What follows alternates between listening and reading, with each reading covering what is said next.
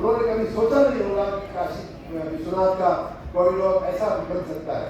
जो लोग अयोध्या में रहते थे, भगवान का वो भी धाम था, लेकिन उन्होंने कभी सोचा नहीं होगी, वर्तमान जो पीढ़ी है उसने सोचा ही नहीं कि अयोध्या की क्या क्या भव्यता नहीं होगी, कि वहाँ देवता भी भगवान राजा दशरथ के, भगवान राम के राज में आने के लिए चाहते थे कि हमें कुछ समय बिताने का समय मिल जाए और कोई नहीं।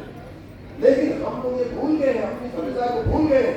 ये जो धाम था, वृंदावन धाम था, मथुरा जो धाम था, वो वृंदावन बिहारी का धाम था, राधा रानी का धाम था, और उसमें हम गंदगी रखते हैं। हम सगड़ी गंदियों का मतलब ये नहीं कि हम गंदगी में उनको आह्वान करें या उनका वो करें।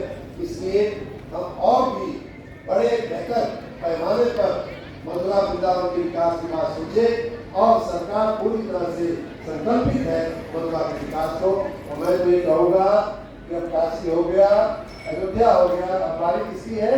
मथुरा की बारी है। और इस काम को हमें और आपको मिलकर के इसको पूरा करना है। बहुत सारा काम है, बिजली है, नगर है, पानी है। अभी माननीय महापौर जी ने जो गंगा जल की बात किया, वो भी बात सही है, एकदम उचित समस्या है, और उसका निराकरण हम लोग ले आएंगे। जल भराव भी यहाँ की बहुत, और जल भराव तो मैं जब राजनीति में भी नहीं था, मंत्री भी नहीं था, अधिकारी के रूप में एक बार संयोग से बरसात में आया और वो हमने सामना किया जल भराव का।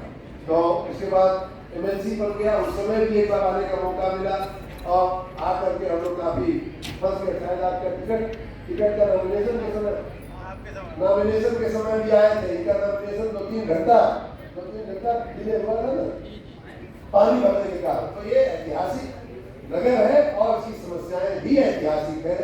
हमें आपको समय और भगवान ने, मैं तो कहूँगा कि सब कुछ सुनने के बाद ये नहीं हुआ, वो नहीं हुआ, हम तो भाग्यशाली मानते हैं कि भगवान ने उनके चरणों में एक ईटा रखने का, उनके चरणों में एक ईटा सड़क में रखने का हमको सौभाग्य दिया है।